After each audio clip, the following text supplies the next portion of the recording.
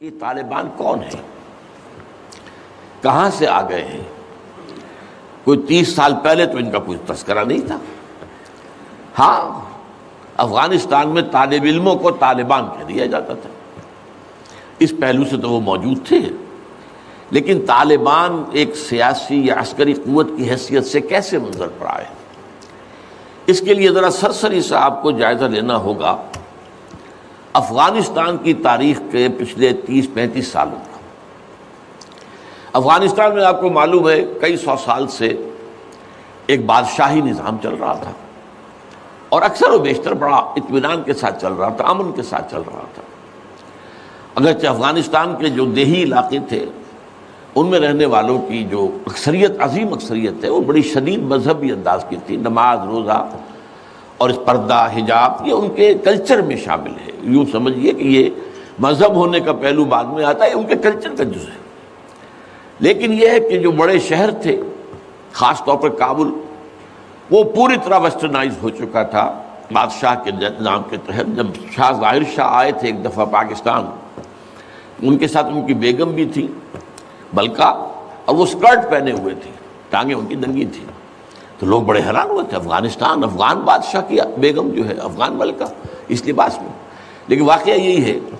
کہ کابل جو ہے پورے طور پر ویسٹرنائز تھا، اکثر و بیشتر وہاں بھی جو لوگ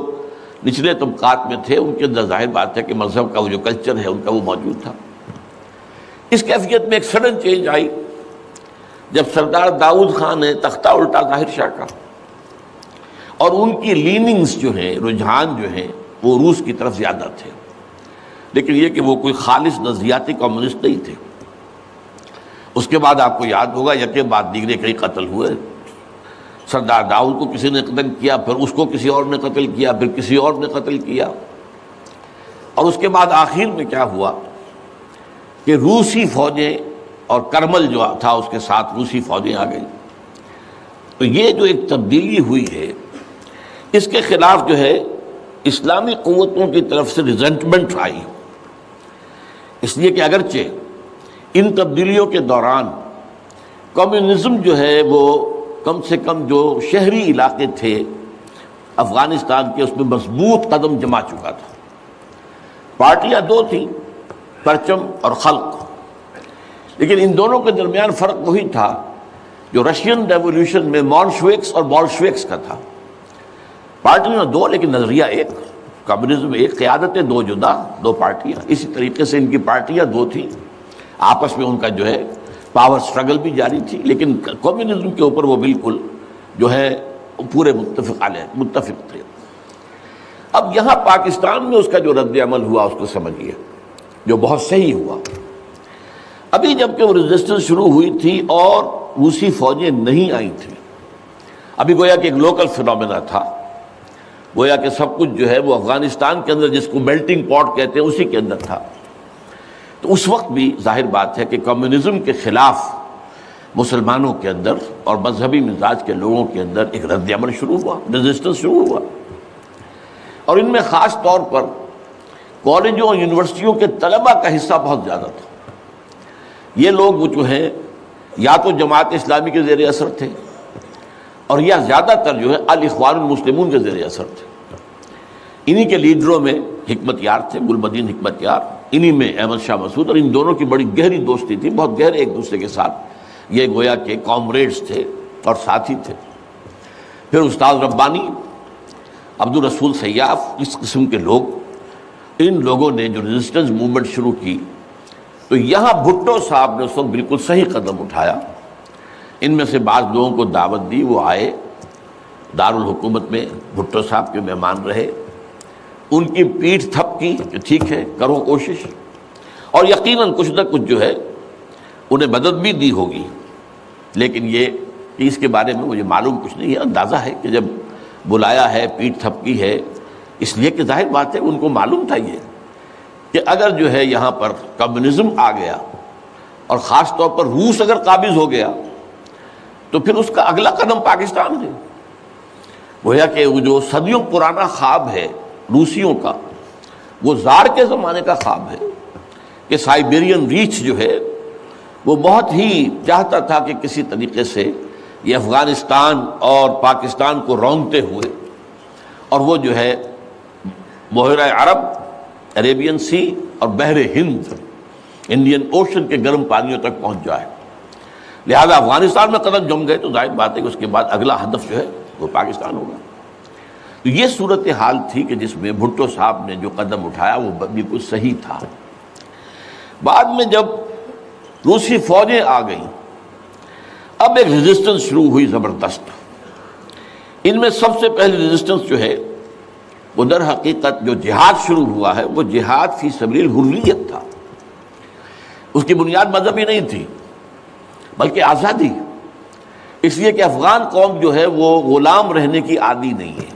اس کے لیے ذہناً تیار نہیں، جذباتی طور پر تیار نہیں، یہ پوری تاریخ کی حقیقت ہے یہ۔ چنانچہ اسی زمانے میں جب روس کے خلاف جنگ جاری تھی اور جہاد ہو رہا تھا افغانستان میں، تو مارگریٹ تھیچر ایک دفعہ آئی تھی پاکستان کے دورے پر، اور وہ طورخم پر جا کر انہوں نے خطاب کیا تھا کچھ لوگوں سے، جس میں بڑے تاریخی جملے مجھے آج تک یاد ہیں۔ We learnt our lesson and the Russians will also soon learn their lesson۔ Afghanistan کے بارے میں ہم نے سبق سیکھ لیا تھا، ہم نے بار بار فوج کشی کی اور فتح کیا، لیکن اپنا قبضہ برقرار نہیں رکھ سکے۔ اسی طریقے سے بالفرض اگر روس نے قبضہ کر بھی لیا تو وہ یہاں رہ نہیں سکے گا۔ یہ سبق جو ہے ہم نے تو سیکھ لیا ہے، روسی بھی سیکھ لیں گے۔ بہرحال اس وقت جو صورتحال پیدا ہوئی اس میں ایک فیکٹر جو نیا آیا اس کو ذہن میں رکھیے۔ اس وقت پورے عالم اسلام میں احیاء اسلام اور نفاذ شریعت کا ایک جذبہ پروان چڑھ رہا تھا۔ یہ جذبہ شروع ہوا ہے کب؟ جب کہ کولونیل رول کا بستر طے ہونا شروع ہوا۔ یہ یورپین جو پاورز تھی انہوں نے اپنا بستر رول کرنا شروع کیا، تو جیسے جیسے مسلمان ممالک آزاد ہوئے ان کو یاد آیا، جیسے آدمی کو نیند سے اٹھے تو یاد آیا کہ میں نے کوئی خواب دیکھا تھا، یاد آیا کہ ہمارا بھی تو ایک نظام ہوتا تھا نا، یا انگریزوں کے آنے سے پہلے، یا ولندیزیوں کے آنے سے پہلے، یا فرانسیسیوں کے آنے سے پہلے، یا اطالویوں کے آنے سے پہلے، یا اسپینیئرز کے آنے سے پہلے، یہ آخر ہمارا ایک نظام تھا، تو اب ہم اس نظام کو دوبارہ قائم کریں۔ یہ ایک جذبہ تھا، اگرچہ مبہم تھا، واضح نہیں تھا، اور یہ کہ آج کے دور میں اسلامی نظام کیا ہوگا، کیسے ہوگا، اس کے کوئی واضح تصورات نہیں تھے، لیکن جذبہ موجود تھا۔ اسی کو علامہ اقبال نے جو ہے ابلیس کی زبان سے کہلوایا ہے، وہ ابلیس کی مجلس شورا میں، کہ ہے اگر کوئی خطر مجھ کو تو اس امت سے ہے، نہ مجھے جمہوریت سے کوئی اندیشہ ہے، ہم نے خود شاہی کو پہنایا جمہوری لباس، یہ تو ہم نے خود ہی اس کو ایک لباس اڑا دیا ہے شاہی کو، اور اسے جمہوریت کا رنگ دے دیا ہے۔ وہ انڈیویجول ساورنٹی کی بجائے ایک پاپولر ساورنٹی، کلیکٹیو ساورنٹی، وہ شرک جو کا تو ہے، کفر جو کا تو ہے، اور نہ مجھے اشتراکیت سے کوئی اندیشہ ہے۔ کب ڈرا سکتے ہیں مجھ کو اشتراکی کوچہ گرد؟ ہاں ہے اگر کوئی خطر مجھ کو تو اس امت سے ہے جس کی خاکستر میں ہے اب تک شرار آرزو۔ یہ جو جذبہ تھا اور یہ جو تڑپ تھی، یہ اگرچہ پورے عالم اسلام میں تھی، لیکن کہیں بھی اس کی کوئی کامیابی کی صورت نظر نہیں آ رہی تھی، جذبہ موجود تھا۔ اس وقت ایسا ہوا کہ جہاد افغانستان کو ایک تو اس جذبے نے سپورٹ کیا، اور یہ جذبہ کھنچ کر آیا کہ شاید ہاں افغانستان کے اندر اب یہ کام عملاً ہو جائے گا۔ اس لیے پوری دنیا سے لوگ آئے، والنٹیئرز آئے، انہوں نے جانیں دی، انہوں نے وہاں پر محنتیں کی، اپنے کوئی انڈونیشیا سے چلا آ رہا ہے، کوئی برما سے چلا آ رہا ہے، کوئی فلسطین سے چلا آ رہا ہے، کوئی فلپائن سے چلا آ رہا ہے، کوئی تھائی لینڈ سے چلا آ رہا ہے، کوئی سعودی عرب سے چلا آ رہا ہے، کوئی مصر سے چلا آ رہا ہے، کوئی لیبیا سے چلا آ رہا ہے، کوئی چچنیا سے چلا آ رہا ہے، یہ سارے لوگ آئے وہاں، اس لیے کہ جذبہ یہ کہا گیا کہ یہ جہاد فی سبیل اللہ ہے۔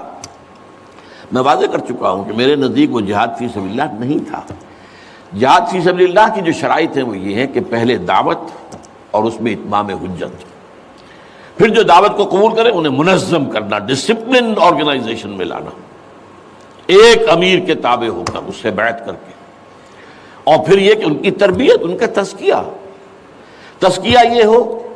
کہ دل میں سوائے اللہ کی رضا کے کوئی اور جذبہ باقی نہ رہ جائے۔ یہ مال و دولت دنیا یہ نہیں، کچھ نہیں، نہ حکومت نہ سیادت، صرف اللہ کا، اللہ کی رضا،